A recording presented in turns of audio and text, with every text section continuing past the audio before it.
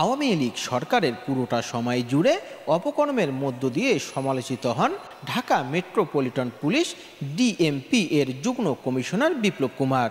সরকার পতনের পর তিনি নিরাপদ স্থানে পালিয়ে গেছেন বলে গুঞ্জন ছড়িয়েছে।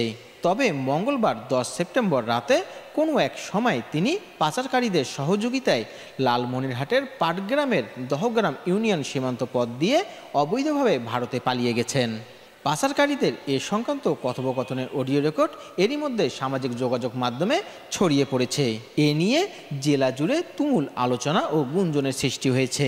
সামাজিক যোগাযোগ মাধ্যমে ছড়িয়ে পড়া পাচারকারীদের কথোপকথন ও স্থানীয়রা জানায়, মঙ্গলবার রাতে পুলিশ কর্মকর্তা বিপ্লব কুমার সরকারকে দহগ্রাম সীমান্ত পথ দিয়ে ভারতে পার করে দেওয়া হয়। এ সময় ব্র্যাক ব্যাংকের পঙ্কজ ও দহগ্রামের আকসিদুল, মমিন, লম্বা শাহিন, ফারুক, রাজীব, শামীম ও মুকসিদুলের সহায়তায় বিপ্লবকে পার করা হয়। সীমান্ত পার করার সময় 1.5 লাখ টাকা নেওয়া হয় বিপ্লবের কাছ থেকে। হ্যালো,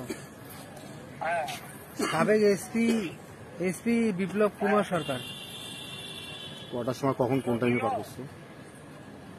জি, নাম বলছে না, না নাম বলছে, আমাকে চিনি না। না, কখনো দেখিনি। না, কখনো দেখিনি। আমার ছেলেপেলে পার করছে, তো আমি পার করিনি।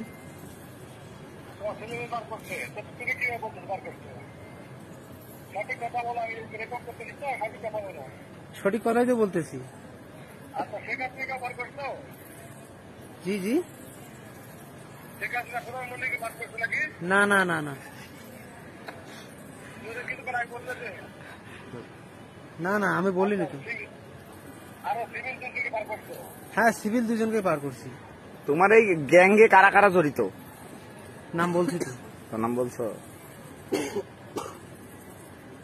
নেন কথা। না না, 11 জনের নাম বলছো, সেটা ঠিক আছে। হ্যাঁ। কি কি নাম এদের? লিডার কে? লিডার রিশাদ। রিশাদ?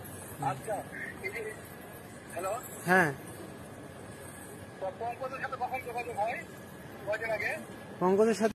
এ ঘটনায় পাটগ্রাম ব্র্যাক ব্যাংকের ব্যবস্থাপক পঙ্কজ কুমার মদন নামে এক ব্যক্তিকে পাটগ্রাম শহর থেকে আটক করে স্থানীয়রা।